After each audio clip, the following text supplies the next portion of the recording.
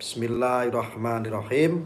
Allahumma sholli ala sayyidina Muhammad wa ala alihi sayyidina Muhammad. Pemirsa dimanapun Anda berada, mudah-mudahan tetap dalam lindungan Allah subhanahu wa ta'ala. Amin Allahumma amin.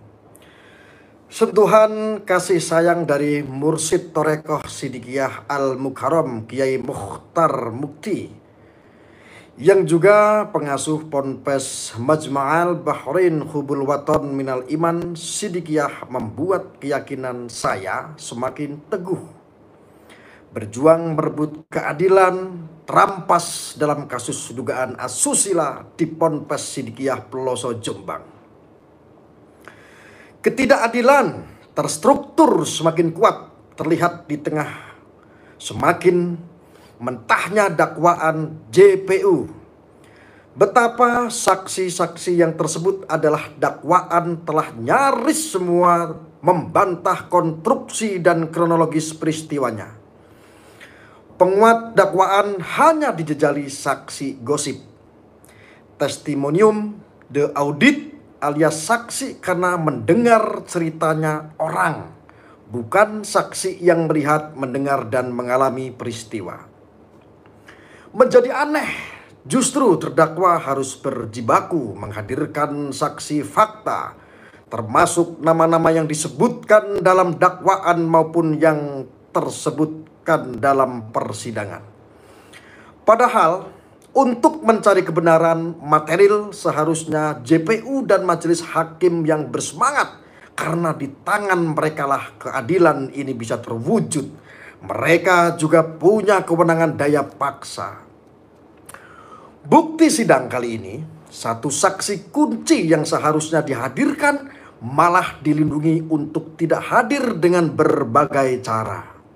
Sebelumnya, untuk bisa dipanggil saja kami harus susah payah berdebat.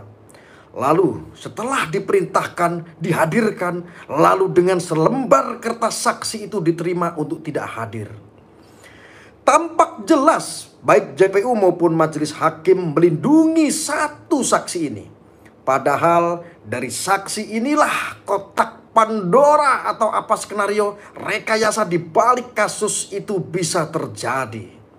Tampaknya kekuatan besar ikut melindunginya. Sehingga dalam kasus Mas Beki atau MSAT ini tidak perlu lagi mencari kebenaran material. Pokoknya seperti sudah paket, MSAT atau Mas Beki harus diadili dan dihukum. Sinetron DPO, ratusan aparat mengepung pondok pesantren, pencabutan izin ponpes walau akhirnya gagal, demo difasilitasi mobil Pemkab Jombang, podcast difasilitasi Pengadilan Negeri Surabaya di ruangan bersama LSM dan Kementerian PPA, hingga upaya tidak mau memanggil saksi-saksi dalam dakwaan maupun yang tersebut dalam sidang seakan menjadi rangkaian satu kesatuan. Upaya susah payah menguraikan fakta, menemukan fakta maupun menggali kebenaran di persidangan menjadi tidak berarti ketika dalang dari segala dalang malah dilindungi. Padahal saksi tersebut ikut di BAP dan disebutkan berkali-kali dalam sidang oleh banyak saksi. Tetapi malah JPU dan majelis hakim kompak memagarinya. Bukannya dikenakan pidana obstruction of justice, malah dilindungi untuk tidak hadir di persidangan. Luar biasa memang. Jujur saya geram melihat permainan hukum model begini.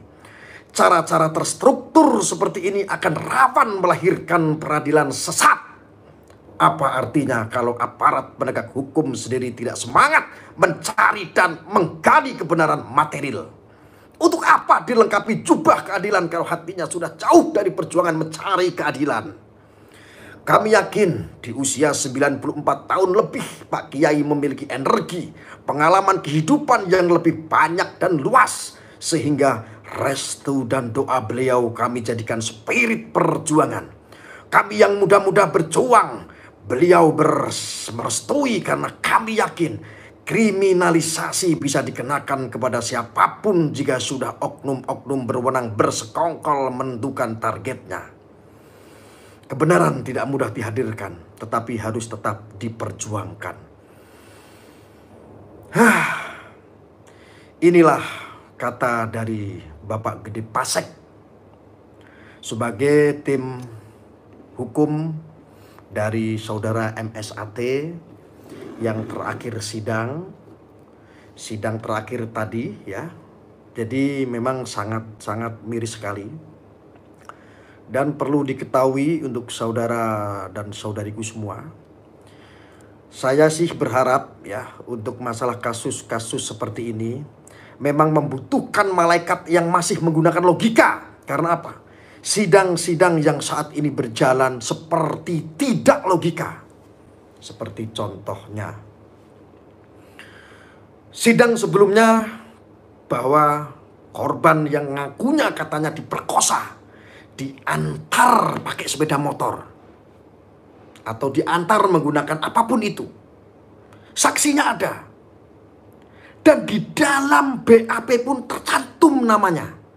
Tetapi ketika dihadirkan dalam persidangan, lagi-lagi saksi yang katanya pernah mengantar sang korban untuk diperkosa tersebut ternyata memberikan kesaksian yang di luar dugaan, yaitu tidak ada dalam rangkaian itu, tidak mengakui ada peristiwa itu, tetapi ada dalam rangkaian BAP.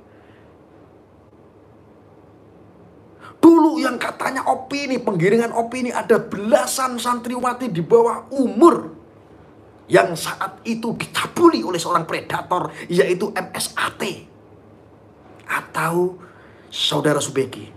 Ternyata sampai detik ini fakta hukum hanya menghadirkan satu pelapor korban, yaitu usianya 20 tahun yang saat ini usianya 25 tahun. Tetapi saya juga menemukan gosip, isu bahwa apa? Orang yang mengaku tersangka, yang saksi pelapor tersebut ternyata isunya sudah memiliki seorang cowok, sudah memiliki seorang laki-laki yang sering dibawa bahkan untuk iwik-iwik. Bahasa kasarnya ngene. Masya Allah. Ngene. Jan-jane iki bolongane sing ngene iki sapa?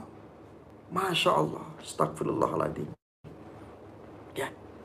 Lalu peradilan ini tetap berjalan. Ya, ketika ada keinginan, ketika ada tumpangan, ketika ada kepentingan, Masya Allah, saya akan diam ketika ini tidak ada keterkaitan dengan pesantren. Saya akan diam. Tetapi betapa kecilnya ketika kasus ini, kasus rekayasa. Mungkin itu saja. Wassalamualaikum warahmatullahi wabarakatuh.